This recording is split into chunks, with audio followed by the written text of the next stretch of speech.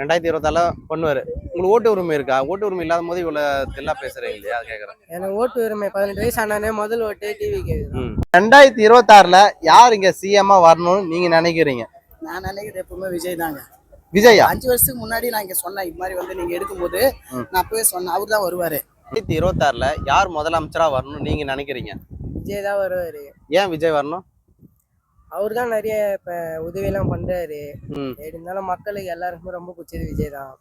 இருந்தாலும் அடுத்த சிஎம் விஜய் தான். முக ஸ்டாலின் அவ்வளவா எதுவும் பண்றது இல்ல. நிறைய பேர் பாக்குறாங்க, சில பேர் சப்போர்ட் பண்றாங்க. ஆனா 26ல வரப்போகுது இருந்தாலும் விஜய் தான் வருவாரு. தம்பி நீங்க 10th தானே படிக்கிறீங்க? ஓகே, 10th மாணவர்களுக்கு இது வரைக்கும் என்னென்ன உதவி எல்லாம் தமிழகம் என்னென்ன செஞ்சிருக்கு? நிறைய பண்ணிருக்காங்க. மூளை வளர்ச்சி கம்மியானவங்க எல்லாருக்குமே போயிட்டு பார்த்து அவங்களுக்கு தேவையான உதவி சேரிட்டி எல்லாருமே பண்ணிருக்காங்க. இதுக்கு மேல அவர் தான் நிறைய உதவி பண்றாரு. இப்ப யாரு முன்னாடி விஜய் வந்து அவர் தான் எல்லாமே டிவிக்கு தான் இப்ப எல்லாமே செய்யறாங்க. இப்ப இருக்கிற ஆட்சி ஒழுங்கா இல்லைன்றீங்களா? இல்ல ஒழுங்கா இருக்கிற எல்லாரும் பண்ற மாதிரி தான் அவங்களும் பண்றாங்க. முக ஸ்டாலின் அவருக்கு எந்த உதவியும் பண்ணலையா? அவர் ஓரளவு பண்ணாரு வந்த புதுசுல. இப்பதான் அவர் பண்றது இல்லை. இப்ப எதுவுமே பண்றது இல்லையா? ஆமா, வந்தாரு இப்ப அமைதியாதான் டிவிக்கு தான் இப்ப எல்லாம். தமிழக வெற்றிக்காரன் தான் உங்களுக்கு எல்லாருக்கும் உதவி செய்யறாங்க. அப்படின்னு என்ன செஞ்சாங்க உதவி உங்களுக்கு? அவர் நிறைய பண்ணாரு. அவரு நிறைய பண்ணவும் போறாரு. இப்ப 26ல அதனால விஜய் அண்ணன் வரணும். என்ன காரணம்? விஜய் வந்தாருன்னா நம்ம நல்லது செய்வாரு. எப்படின்னா வந்து அவர் ஏற்கனவே பணம் நிறைய சம்பாரிச்சிருக்காரு, பணத்துக்காக வரல. அதனால அப்ப அந்த பணத்தை வச்சு மக்களுக்கு நிறைய உதவி பண்ணலாம் இல்லையா? இல்ல வராம தான் உதவி பண்ணிருக்காரு. என்னென்ன உதவி பண்ணிருக்காரு? நான் சொல்றேன், அவர் வந்து நீங்க சொல்றது கேட்கறது தப்பு. அது வந்து அவர் சுயமா சம்பாரிச்ச பணம், அவரால் முயன்ற உதவி அதை செய்யறாரு.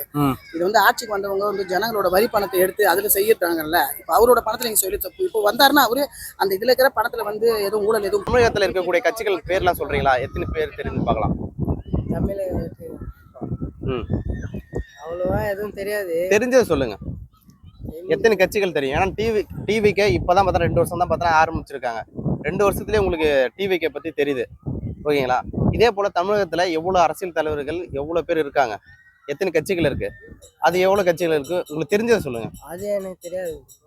திமுக அதிமுகலாம் தெரியுமா? ஓகே, அதெல்லாம் சொல்லுங்கள். டிஎம்கே. ஆமாம், டிஎம்கே, ஏவிகே,